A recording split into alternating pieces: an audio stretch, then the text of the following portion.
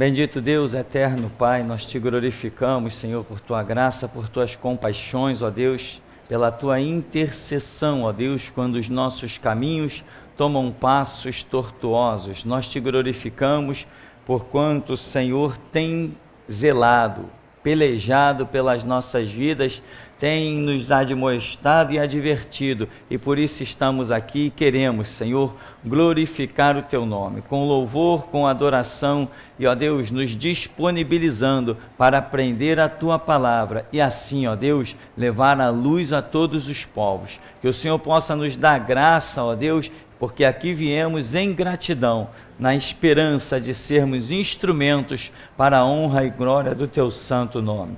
Manieta principados, potestades, ó Deus, envergonha as hostes infernais do mal, ó Deus, joga por terra as ciladas, as artimanhas de Satanás, porquanto nós confessamos que só o Senhor é Deus e que a Bíblia é a tua palavra. Portanto, Deus, cobre-nos com o sangue do sacrifício de Jesus Cristo e nos conduzes às águas profundas do teu Espírito, águas que são capazes de libertar os cativos, restaurar os oprimidos e apregoar liberdade àqueles que anseiam por tal. Por isso, capacita-nos, pois nós oramos, confiados no poder do nome do Senhor Jesus. Amém.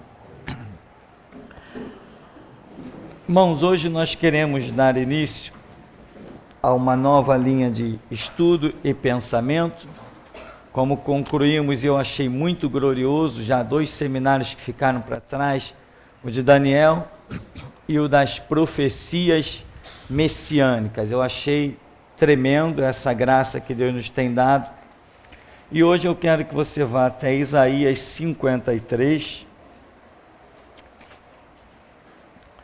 que nós estaremos vendo, se Deus assim nos confirmar, dia a dia, estaremos vendo uma situação que ocorre constantemente no meio do povo de Deus. Quando eu falo no meio do povo de Deus, é nas nossas vidas dia a dia. Então quero que você vá a Isaías 53, que diz: quem creu em nossa pregação, e a quem foi revelado o braço do Senhor, porque foi subindo como renovo perante ele, como raiz de uma terra seca, não tinha aparência nem formosura.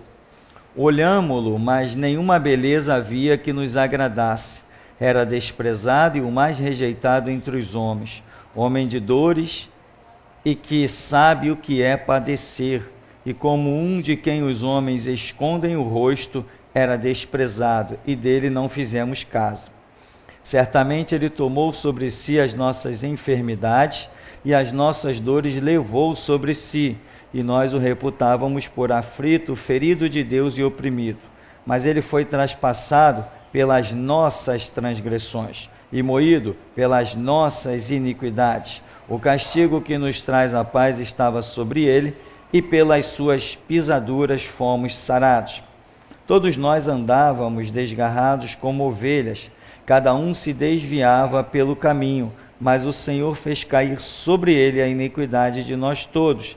Ele foi oprimido e humilhado, mas não abriu a boca. Como cordeiro foi levado ao matadouro, e como ovelha muda perante os seus tosquiadores, ele não abriu a boca.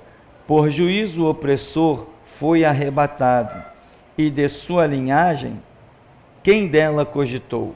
Porquanto foi cortado da terra dos viventes, por causa da transgressão do meu povo, foi ele ferido. Amém. E nós queremos examinar justamente a última frase que nós lemos. Por causa da transgressão do meu povo, foi ele ferido. É claro que essa já é uma profecia bem direta com relação à nação de Israel, não é? Porque ali, no contexto do Antigo Testamento, quando o Senhor diz meu povo, estaria falando com exclusividade da nação israelita, os descendentes de Abraão, que Deus vem pelejando o tempo todo para edificá-los, para separá-los, para fazer deles um farol para todas as nações, para todos os povos. Esse é o projeto de Deus, projeto esse que Deus não conseguiu cumprir. Por que Deus não conseguiu cumprir? Porque está escrito aqui, é pela transgressão do meu povo, né? Ou seja, a transgressão constante do povo de Deus, impedindo Deus de realizar as suas obras. Deus tem realizado as suas obras, na sua onipotência, na sua força, na sua onisciência, na sua graça. Deus tem realizado as suas obras, mas eu garanto que Deus não tem conseguido fazer as suas obras como Ele gostaria de fazer. Claro que não. Porque Deus conta com homens, não é isso? Ele determinou contar com homens. Se Deus dissesse assim, vou contar com os anjos, vou enviá-los, talvez Deus tivesse conseguido realizar a sua obra. Mas Ele fez o seu Filho tornar-se carne para agir através do ser humano. Ou seja, Ele começou a agir através do ser humano, agindo através do seu próprio Filho.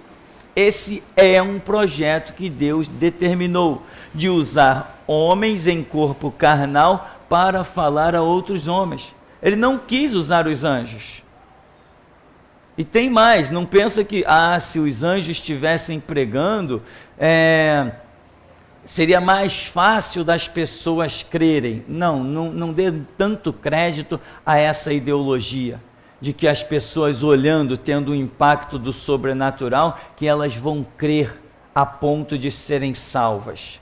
Uma coisa é ser impactado e contemplar o sobrenatural e ficar extasiado e dizer, eu creio, tá, eu creio. Mas o estar disposto a crer ao ponto de dar a vida, morrer por uma causa, o que gera salvação, é bem diferente de você simplesmente ser impactado por uma visão sobrenatural.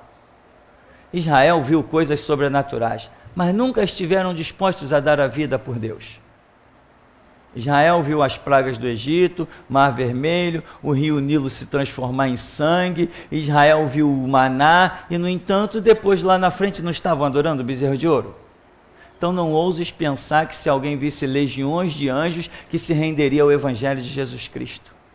Uma coisa é ser impactado emocionalmente e outra coisa é ter um culto racional, um entendimento de que eu tenho que dar a vida por Jesus Cristo. Isso é bem diferente. Então, Deus traçou um plano de usar homens, corpo carnal, para falar a homens. E aqui nós vemos, no que lemos, por causa da transgressão do meu povo, foi ele ferido. Só uma memóriazinha, né? Que você vê essa profecia aqui de Isaías, cerca de 740 anos antes de Cristo, já dizia que Jesus Cristo seria ferido pela transgressão do seu próprio povo, do povo de Deus. O que confirma o que nós temos dito. Os judeus planejaram a morte de Jesus. Ou quem foi? Roma o crucificou. Tá, Roma o crucificou. Mas o sinédrio que disse que ele estava blasfemando, não foi o de Roma. O sinédrio que estava dividido, não foi o de Roma. Quem trouxe Jesus e colocou no seu meio e o interrogou, não foi Roma. O sinédrio pertencia a Israel. Então, foi pela transgressão do povo de Deus que Jesus Cristo foi morto, como exatamente diz aqui a profecia, e como nós conhecemos no Novo Testamento, a história óbvia, a história lógica. E esse fato é o que nós queremos nos prender, a transgressão do meu povo. Deus projetou com Israel coisas gloriosas, trouxe o Messias ao seu meio, mas, como Deus já sabia e havia predito, eles simplesmente iam acabar com o seu filho. Iam dilacerá-lo, como mostra aqui, né? Ferido, moído, enfim, olhando para ele, ninguém via nem formosura. Por quê? Porque ele está desfigurado. Não foi isso que aconteceu com o Senhor Jesus lá na cruz?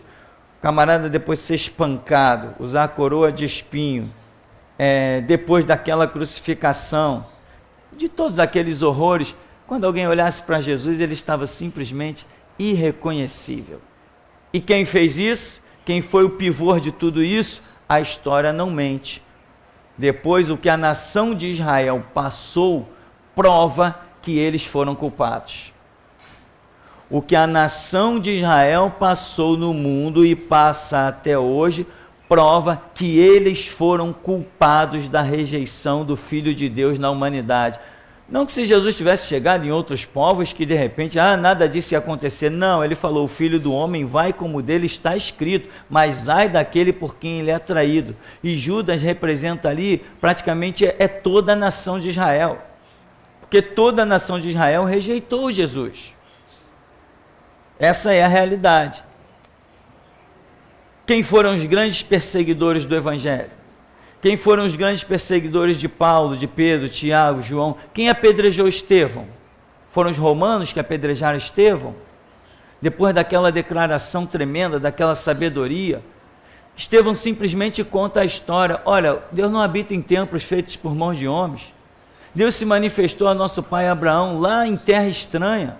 Caminhou pelo deserto, habitou em tendas. Ele vem contando a história da promessa de Davi até chegar em Jesus Cristo. Essa história verdadeira que os judeus conheciam. Quem pegou em pedra? Quem matou Estevão? Quem assassinou Estevão? Não foram os judeus?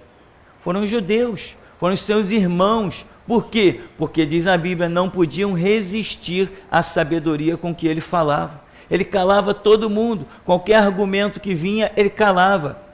Alguém vinha com alguma ideia, ele citava a Escritura. Vinham com outra ideia, ele citava a Escritura. Resultado, vão matar esse cara.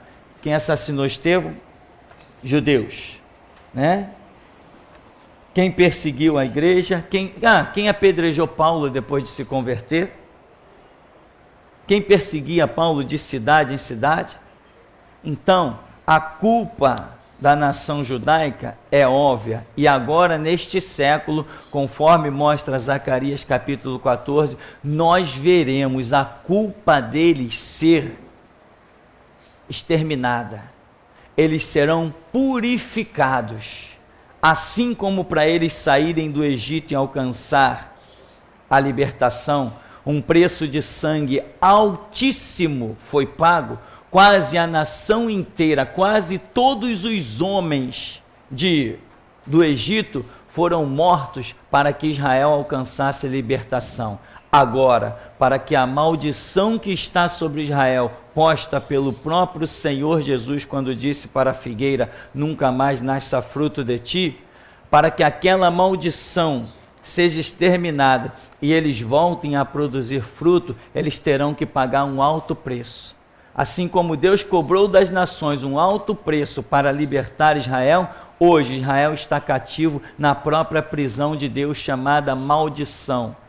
E para que ele seja liberto disso, vai ser necessário que quase toda a nação de Israel seja dizimada, sem contar faixa etária, desde do que mama, desde o que está no ventre até o idoso. Multidões cairão à espada, horrores indescritíveis acontecerão com a nação de Israel. É o preço que eles têm que pagar para que a maldição seja partida, a um preço de sangue altíssimo. Por quê? Porque eles são culpados. Mas não podemos esquecer que Israel é um retrato da igreja e automaticamente é um retrato de cada um de nós, porque a igreja é formada por pessoas. Então nós vamos observar nessa caminhada aqui justamente isso, a transgressão do meu povo. Eu acredito que nós vamos entender algumas coisas, acredito ter um pouco mais de temor, compreensão, um pouco mais de dedicação, sabe? Essa semana me foi entregue um sonho que, não sei se me preocupou, se seria a palavra certa, mas que mostra que muitas pessoas não sei se todos, eu não obtive a revelação completa do sonho, mas muitas pessoas ainda não compreenderam o que é geração Jesus Cristo. Muitas pessoas não compreenderam o que é última dispensação. Muitas pessoas estão aqui dentro achando que sentaram em apenas mais uma igreja. Ainda não entenderam que não tem outros pastores sendo perseguidos por ministério público, não tem outros pastores entrando em cadeias, usando algemas, não tem outros pastores respondendo um monte de processos como eu, não tem outros pastores fazendo, não tem outros pastores toda hora recebendo uma cartinha de delegacia para prestar depoimento como eu. Tem um caminhão de carta lá embaixo. Algumas eu vou de curiosidade para saber, outras eu ignoro, eu tenho caminhão de carta. Irmão, as outras igrejas não têm isso. E também uma irmã aí na igreja recebeu um sonho que comentou com a minha esposa, e que dizia assim, engraçado, sonharam que eu estava sendo perseguida, e perseguida por infringir a lei dos homens. Tinha uma outra palavra, qual era a outra palavra?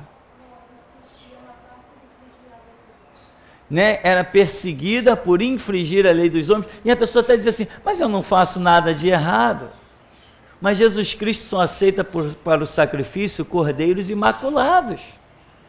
Essa é a nossa missão, não fazer nada de errado e morrer pelo Evangelho de Jesus Cristo, defendendo essa palavra. Para usar as camisas que nós usamos, não é qualquer um. E tem gente que chega aqui e até compra uma camisa dessa, Bíblia sim, Constituição não. Veste, mas o entendimento ainda está entenebrecido. Nós precisamos acordar, nós precisamos comer Bíblia, nós precisamos pagar preço de oração. Senão, meu irmão, ninguém pode se iludir. Assim como Israel dizia, temos por pai Abraão, e era verdade, DNA de Abraão estava lá, mas as promessas não estavam. Você pode fazer parte de um ministério chamado restauração, mas você pode não ser restaurado. Como Paulo diz assim, nem todo aquele que está em Israel é um israelita. Então nós não podemos confundir esse sonho que eu estou buscando ainda em Deus, porque realmente ele me deixou impactado. O primeiro entendimento demonstrava para mim que tem pessoas aqui dentro, até pessoas antigas, que ainda têm conceitos lá de fora. Irmão, examina a sua vida. Se você detectar que ainda existe na sua vida algum conceito assembleiano, pode colocar a boca no pó, porque você ainda não faz parte da geração Jesus Cristo. Se você examinar na sua vida e ver que ainda existe um resto de batista dentro de você, você ainda não faz parte da geração Jesus Cristo. Se você examinar e ver que existe qualquer resto de doutrina de qualquer outra denominação por aí dentro de você, você não é parte da geração Jesus Cristo. E agora pega isso que eu te falei, sai por aí, se um dia você ouvir uma coisa semelhante a essa, eu fecho as portas da igreja. Porque a minha preocupação aqui não é dinheiro, não é gente contribuindo com dízimo e oferta. Eu quero montar para Jesus o exército que vai fazer diferença nessa terra. É isso que eu quero fazer. Eu sei qual é a minha missão e é nela que eu ando. E eu digo às vezes para Jesus, Senhor, eu nunca ouvi palavras tão duras quanto as que eu mesmo tenho dito pela ordem do Senhor. Porque não existe nenhuma preocupação aqui em termos uma grande igreja cheia de amizade e quando Jesus bater o pé vai ser gente correndo para tudo que é canto. Então, meu irmão, nós precisamos, examinar-nos, levar a vida a sério, e esta revelação mostrava. Não tive entendimento total ainda, estou buscando, já tem mais de uma semana, estou buscando. Demonstrava que ainda tem gente aqui dentro, que dentro da sua vida, dentro do seu espaço, ainda pensa como alguém lá de fora pensava. Nos tempos das outras igrejas, quem vem para cá, meu irmão, e ainda traz manchas de assembleia nas suas vestes, não está apto para o reino de Deus. Quem vem para cá e traz manchas nas suas vestes de qualquer outra denominação, qualquer outra doutrina, não está apto para o reino de Deus. Eu sei que eu falo as coisas mais loucas que um ser humano já falou, mas é a minha missão de demonstrar a minha loucura. Quem quiser julgar, que julgue, tá? Então nós vamos examinar aqui a transgressão do povo de Deus. E nós vamos nos surpreender com um desvio constante da nação de Israel, que é a nossa grande pauta de estudo, né? Sem esquecer que Israel reflete bem o que a igreja também se tornou ao longo dos anos, como nós vemos aí. O que a igreja tem se transformado? Nisso que nós vemos. Falsos testemunhos, gente sendo paga para se fingir endemoniada dentro das igrejas, gente recebendo 10, 15, 20 reais para fazer um teatro, se fingir endemoniada dentro das igrejas. Por quê? Para chamar a atenção do povo. Lugares onde as pessoas estão enganando os outros, né? Distribui o lencinho ungido, a toalha ungida, o castiçal ungido. As pessoas estão por aí distribuindo todas essas coisas. Só ilusão, só engano. É neste lixo que a igreja tem se transformado. Aqui você foi chamado para aprender a pisar nesse lixo que você deixou para trás. Você foi chamado para aprender a desconsiderar essa raça intitulada de pastor que tem por aí. Não existe pastor dentro das Assembleias de Deus. Existem servos de Satanás compactuando com a aliança política. É isso que existe.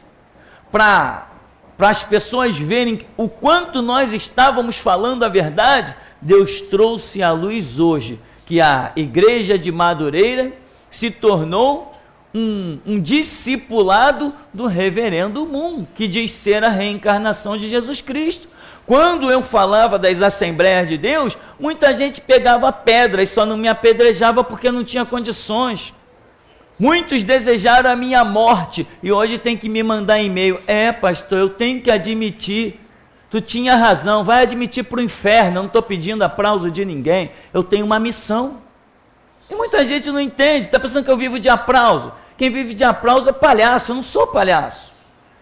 Então, meu irmão, nós estamos aqui para te ensinar que você não existe pastor batista, não existe pastor metodista, presbiteriano, assembleiano, não existe. Não existe. Você não tem irmãos lá. Você não tem irmãos lá. É ilusão. E nós queremos caminhar para que você compreenda essas coisas firmemente. Firmemente. Porque se eles fossem homens de Deus, não estariam fazendo o que estão fazendo. Para nós, homem de Deus, é aquele que anda segundo a Bíblia. E hoje, eu só posso te apontar geração Jesus Cristo, que anda segundo a Bíblia. A ponto de Deus nos revelar esta frase. Bíblia sim, Constituição não. Nós vamos ver então o projeto de Deus para as suas realizações, mas nós vamos ver a transgressão desses que Deus chama. E como foi dito na profecia de Isaías 53, que o unigênito do Pai, a revelação máxima, o projeto máximo que vem sendo profetizado há milhares de anos, desde Gênesis Jesus vem sendo profetizado e sei lá quantos mil anos depois ele se manifesta em Israel. Isso que foi profetizado o tempo todo no meio de um único povo, eles tinham um conteúdo fora do comum, simplesmente eles acabam com a revelação máxima de Jesus. Mas esta revelação sobre o Messias não é o único projeto. Antes que Jesus se manifestasse, Deus empreendeu vários projetos ao longo da história. Nós temos Adão e Eva. Eva, que é símbolo da igreja, que é a representação de cada um de nós, porque nós somos a igreja. Você vê que Deus traçou um plano com Adão, traçou um plano com Eva, e nós vamos ver mais uma vez a transgressão do meu povo. Todos nós conhecemos bem a história. Porém, observa que Eva, ela tem uma palavra, não tem? à semelhança do que Adão recebeu, Eva também recebeu uma palavra. Só que vem o inimigo e tenta colocar esta palavra em confronto. Quando o inimigo, o diabo, intitulado de serpente, coloca esta palavra em confronto, simplesmente Eva cedeu, né? Não sei se cedeu é com S ou com C. Eva cedeu para aquilo que ela estava ouvindo, os argumentos. Ela olhou para, como diz a Bíblia, para as suas próprias, seus próprios anseios. Porque a Escritura diz que olhando Eva para aquele fruto proibido, viu que ele era bom, ele era agradável para dar entendimento. Ou seja, ela tinha curiosidade de conhecer algo proibido e ela não guardou o que Deus, a palavra, o que Deus havia dado para ela. E Eva é um símbolo da nação de Israel e automaticamente é um símbolo da igreja.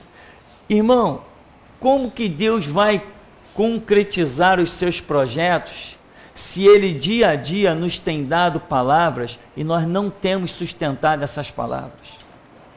Nós ouvimos uma pregação, nós ouvimos uma revelação, mas simplesmente quando nós saímos da porta para fora nós esquecemos. Se voltarmos no próximo culto, nós não sabemos o que se passou, as coisas fogem da nossa memória, porque quando nós saímos daqui, de dentro da igreja, nós vamos para casa cuidar dos nossos afazeres e esquecemos as coisas de Deus.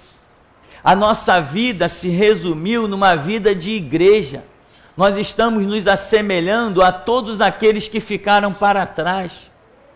E o que vai acontecendo? Deus vai sendo necessário sempre chamar uma nova geração. E nós ficamos nos iludindo. Deus vai contar com a gente. Deus vai contar com a gente. Nós temos por pai Abraão. Quando chega a hora da manifestação de Deus, ele diz assim: vocês estão completamente iludidos. Nem por Abraão, nem de Abraão vocês são mais filhos. Vocês se desviaram tanto. Por quê? E quantas vezes aqui eu já passei seminários e no próximo seminário eu fiz perguntas aqui e ninguém sabia, ninguém podia responder, porque as coisas, meu irmão, escapam da nossa memória se nós não nos dedicarmos a elas. Quando você está no colégio aprendendo matemática, química, física, português, o professor não passa os exercícios, você não tem que manter um contato com aquilo. Quando você diz assim, eu vou prestar um concurso, agora tem o Enem aí, o palco das fraudes, eu vou prestar um concurso, sei lá, para Light, para Petrobras, vou prestar um concurso para carreira militar. O que você faz? Você pega os livros, você passa com o livro dia e noite, para quê? Para não esquecer uma fórmula, para não esquecer uma conjugação verbal. Você fica trazendo aquilo à memória, como a Bíblia diz, quero trazer à memória o que me dá esperança, mas com as coisas de Deus não são essa realidade. Você sai da porta para fora, poxa, o culto foi uma bênção, acabou, até a próxima. Aquele culto não vai fazer efeito nenhum na sua vida, porque você esqueceu ele. Você se contentou a ter uma vidinha de igreja e pensa que é diferente dos outros que estão lá fora. Estamos sendo iguaizinhos, meu irmão. A diferença é feita, como diz o Salmo número 1, é para aquele que medita de dia e de noite, é esse que é plantado junto às correntes de águas e vai dar o seu fruto na estação própria.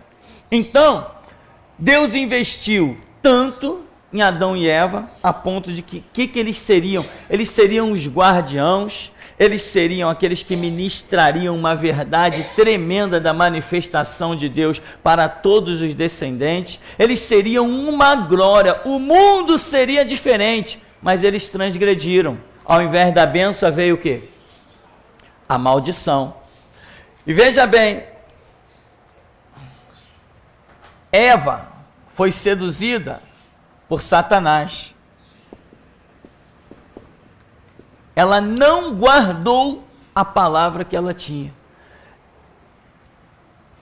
E meu irmão, aí você precisa entender uma coisa. Muitas pessoas, quando sentem o peso do erro na sua vida, elas querem arranjar mais alguém para dividir isso. Sabe? Elas querem arranjar mais alguém para dividir isso. Adão tem um sacerdócio inigualável. Nunca, presta atenção no que eu vou dizer, nunca se levantou sobre o planeta Terra um sacerdócio à semelhança de Adão. Nunca. Moisés não chegou nem aos pés de Adão. Josué, Gideão, pode imaginar qualquer líder natural que tenha acontecido aí, nenhum deles chegou aos pés de Adão. A Bíblia usa como referência Adão, quando diz assim, nem mesmo Adão viu Deus face a face. Ou seja, Adão é o máximo. Senão ela poderia dizer assim, nem mesmo Moisés, nem mesmo Josué, nem mesmo Gideão, nem mesmo Isaías, Jeremias. Não, ela diz, nem mesmo Adão contemplou Deus face a face. Ou seja, Adão foi o mais santo de todos. Adão foi o maior sacerdócio. Adão foi o melhor, porque ele está lá e Deus vem na viração do dia e fala com ele de uma maneira sobrenatural. Ele não contemplou Deus, mas a intimidade existente de Deus para com Adão era fora do comum. Tanto que Adão dizia assim, quando estava em pecado, eu ouvi o teu som no jardim e me escondi. Ele reconhecia muito bem a manifestação de Deus, o caminho pelo qual Deus vinha, ele tinha um complexo de informações para identificar Deus de uma maneira tremenda, e ele sabia que depois daquele ato, ele tinha que se esconder, porque ele conhecia bem de perto a santidade de Deus. Adão é um referencial máximo. O que Adão faz? Ele tem uma proposta tremenda de dominar sobre toda a terra.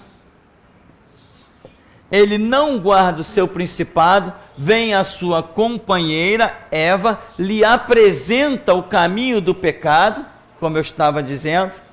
Toma cuidado quando alguém vem te participar dos seus pecados, pode ser que alguém esteja querendo te fazer a convite, essa é a verdade. Você tem mesmo que vigiar, porque a Bíblia diz, aquele que está de pé, cuide para que não caia. Você tem que ser esperto, deixar de ser bobo, existe uma promessa tremenda na sua vida, sabe, meu irmão? Você tem que dar ajuda para quem está no teu caminho, não saia do teu caminho para estender a mão para ninguém, eu já falei isso aqui. Quem caiu, caiu porque quis, porque todos nós aqui temos recebido do mesmo Deus, recebido da mesma palavra, recebido do mesmo mover do Espírito Santo. Quem não estiver acompanhando, é problema de cada um. Quem cair para lá pelas tabelas, que se vire, que se dê o seu jeito. Entendeu? Não adianta choramingar, não. Nem depois dizer como uns e outros aí, não vou mais aí na igreja não, porque eu fiquei doente e ninguém me visitou. Procura um cemitério, procura um hospital. Aqui eu tenho que cuidar do sacerdócio de Jesus Cristo. Eu não sou bengala de ninguém.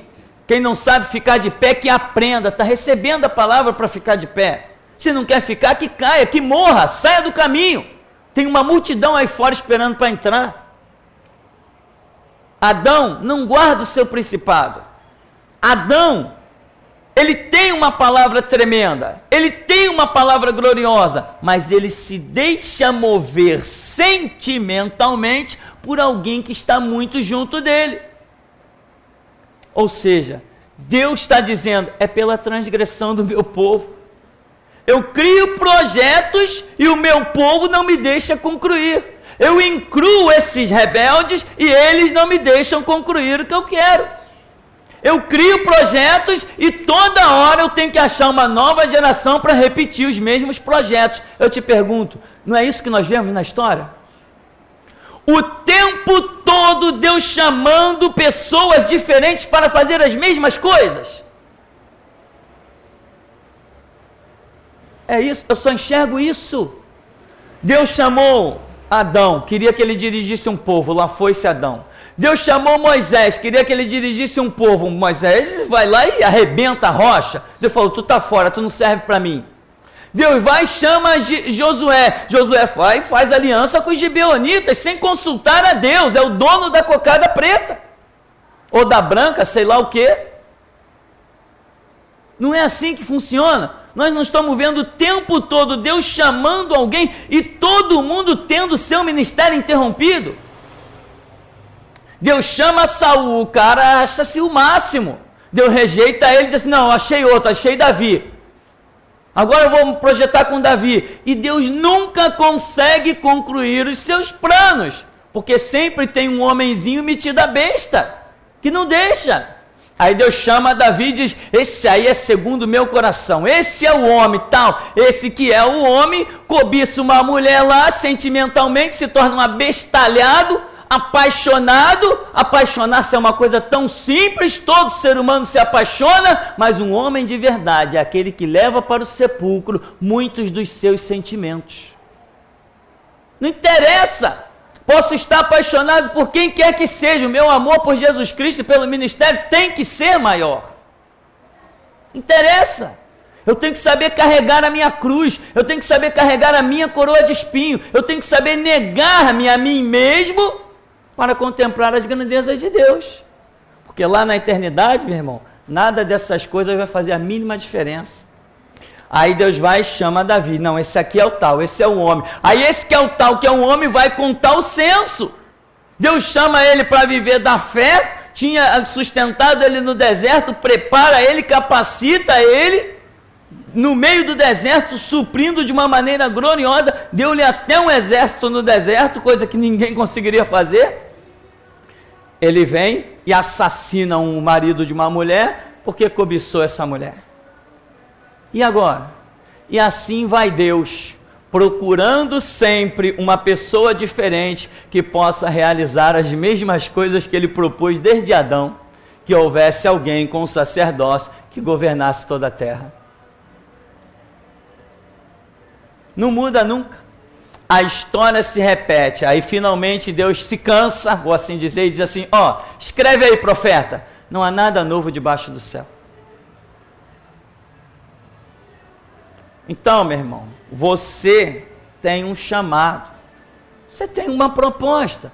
O simples fato de Deus te permitir subir esse morro e sentar nessas cadeiras, dia a dia o Espírito Santo me traz a memória. Outro dia eu estava conversando com o irmão aqui na igreja, e ele falou assim, eu e minha esposa estávamos conversando sobre, seria legal comprar um carro para ir buscar os irmãos lá embaixo. Eu falei assim, eu também sempre tive esse projeto, e hoje a igreja pode até cumpri-lo, colocar um carro lá embaixo, em horários determinados, para trazer os irmãos para subir o morro, para vir aqui no culto da igreja, etc, etc. Aí depois eu falei assim, como é que fica quando Deus disse assim, eu vou fazer uma grande seleção nesse lugar, que vai começar pela dificuldade de chegar nele.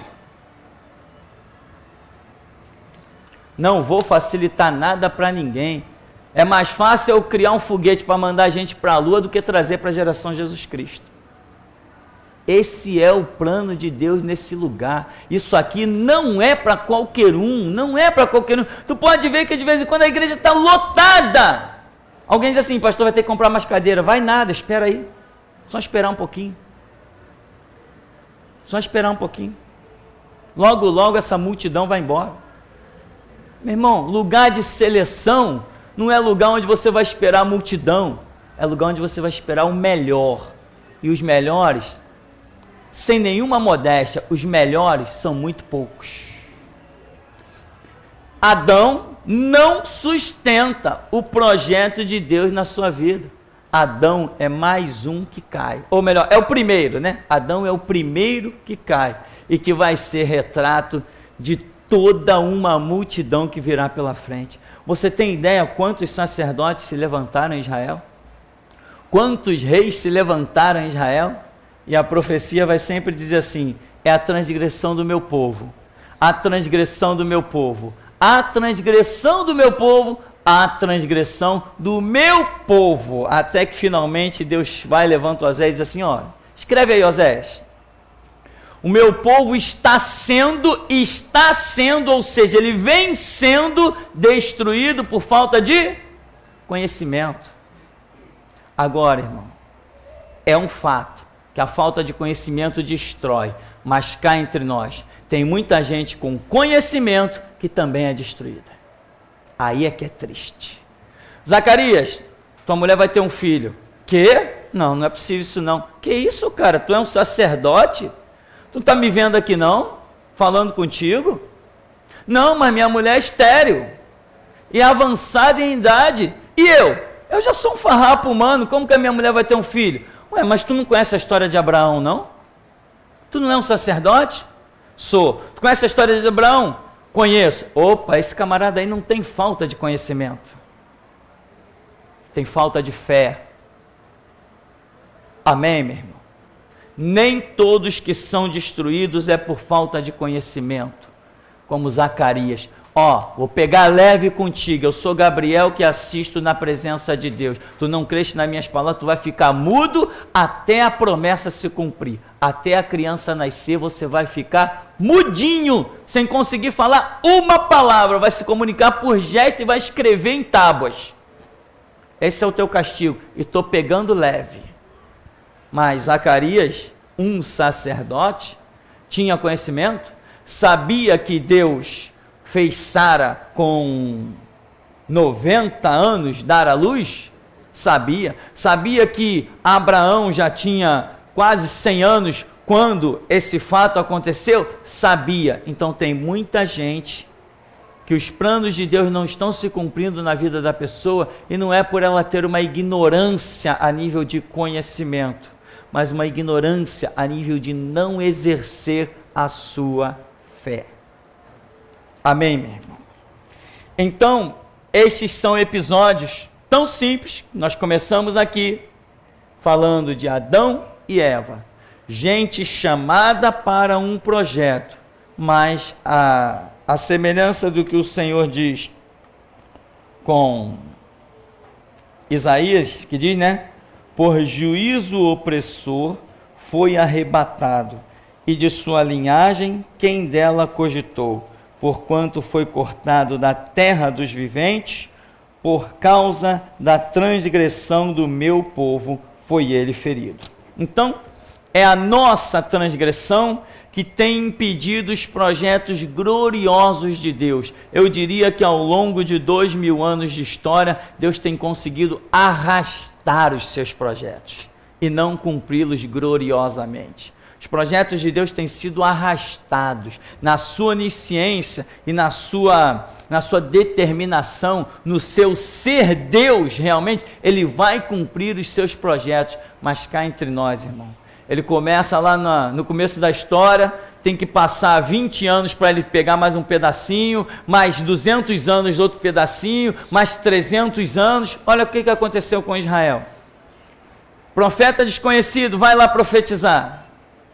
Altar, assim diz o Senhor, sobre ti se queimarão ossos humanos. E tem mais, isso vai se dar daqui a tanto tempo, vai nascer um homem chamado Josias e ele vai fazer isso aí. Ele vai purificar o altar de Deus. Tá. Desde aquele episódio, Deus teve que esperar quase 300 anos para o bendito Josias nascer e realizar alguma coisa. Olha só como Deus depende, como Deus fica esperando. Mas ele teve que esperar 300 anos para nascer um camarada. E ele antecipou tanto o reinado desse camarada, deu entendimento a esse camarada que ele começou a reinar com 8 anos de idade. Era uma criança, cheia do entendimento. Deus falou, é o meu limite máximo. Eu vou ter que pegar essa criança com 8 anos e mandar ele realizar as minhas obras. Ou seja, Deus está procurando gente, irmão. E te digo mais, ainda aqui em geração Jesus Cristo, Deus está procurando gente que entenda o que é este último mover da era da igreja. Deus está procurando gente que dobre os joelhos, que abra a Escritura e que veja os céus abertos. Vamos dar uma paradinha e daqui a pouco a gente volta.